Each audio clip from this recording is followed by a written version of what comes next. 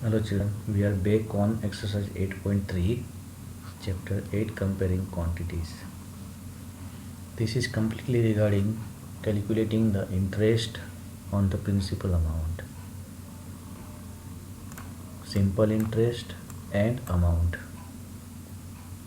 So first of all we are going to know the terms. What is the meaning of P? So P is जब हम bank से कोई loan लेके आते हैं, suppose से 10,000 rupees, that is our P,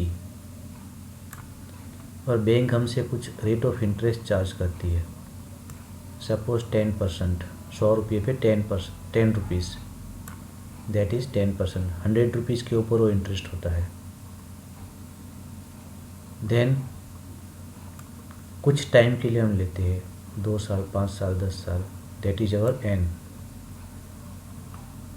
so A is what, जब आपने 10,000 रुपया सपोज 3 साल के लिए ले लिए 10% के हिसाब से, तो आपको 3 साल के बाद कितना अमाउंट विथ इंटरेस्ट पेमेंट करना पड़ेगा, that is a, that is amount.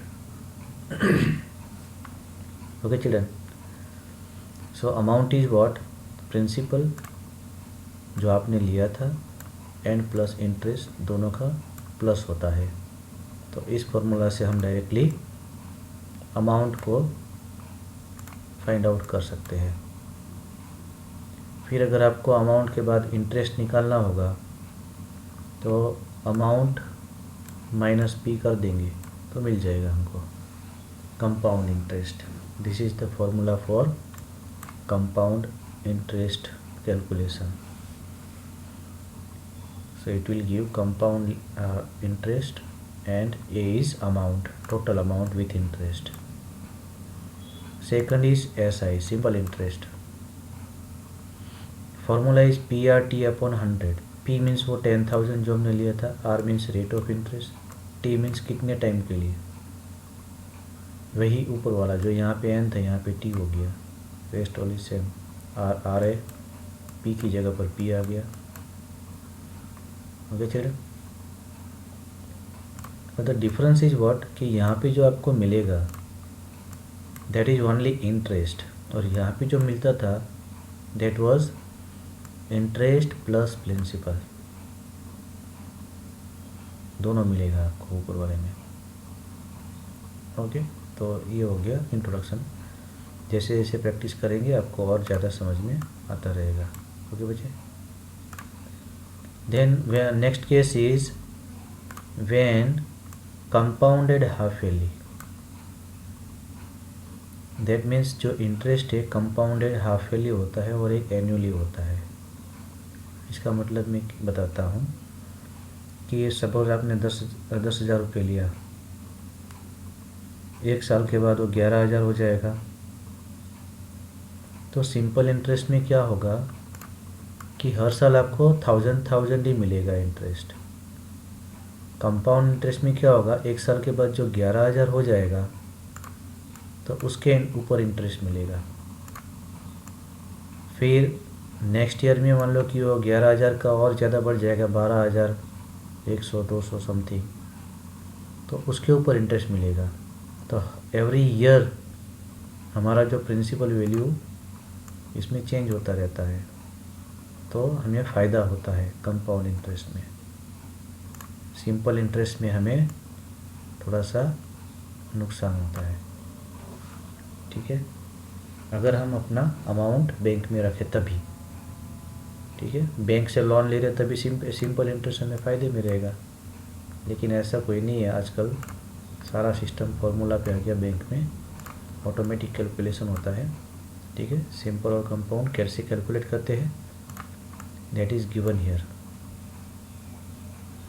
Next is when compounded half yearly, यानी कि जो 10,000 लिया है उसके ऊपर मान लो कि हाफ ईयरली में आपको 500 रुपये इंटरेस्ट मिल गया, 500, तो 6 महीने के बाद आपको 10,000 प्लस 500 के ऊपर इंटरेस्ट मिलना शुरू हो जाएगा, 10,000 प्लस 500 के ऊपर।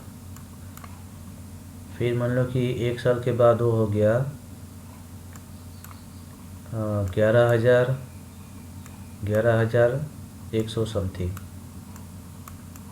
तो 1 साल के बाद आपको इसके ऊपर मिलेगा। फिर मान लो कि 1.5 साल के बाद वो समथिंग प्लस प्लस होता रहेगा। तो हर 6 महीने के बाद जो अमाउंट बनेगा विथ इंटरेस्ट, उसके ऊपर आपको इंटरेस्ट मिलते जाएगा हर 6 महीने के बाद। कंपाउंडेड हाफ ईयरली के बाद मतलब है हर 6 महीने के बाद इंटरेस्ट आपका प्रिंसिपल के साथ में प्लस किया जाएगा और आपको उसी के ऊपर इंटरेस्ट मिलना शुरू हो जाएगा। तो इसमें आपको ज़्यादा फ़ायदा होता है क्योंकि 6 महीने में आपको अमाउंट के साथ में प्लस होता रहेगा, प्रिंसिपल के साथ में इंटरेस्ट प्लस होता रहेगा और आपकी अमाउंट जो है कंटिन्यूस ग्रो करती रहती है। ठीक है, तो these are the terms and condition जो हम आगे वाले एग्जाम्पल्स में और एक्सरसाइज 8.3 में यूज़ करते रहेंगे। आई होप आपको समझ में आ ही गया होगा। ठीक है बच्चे, अदरवाइज वीडियो को अगेन प्ले करते चेक करते जाओ। यहाँ एक चीज़ है कि जब हाफ ईयरली आप करोगे कंपाउंडिंग, तब आपका जो रेट ऑफ इंटरेस्ट होगा वो आधा हो जाएगा और जो आपका जो यहाँ पे पीरियड है टेन्योर, सपोज 2 साल होगा तो यहाँ पे 4 हो जाएगा और 10% इंटरेस्ट होगा तो 5% हो जाएगा। That is in the case of compounded half yearly only. थोड़ा सा याद रखना, आगे हम सम में प्रैक्टिस करेंगे। ठीक है, okay children, enjoy the video, bye bye, Tata.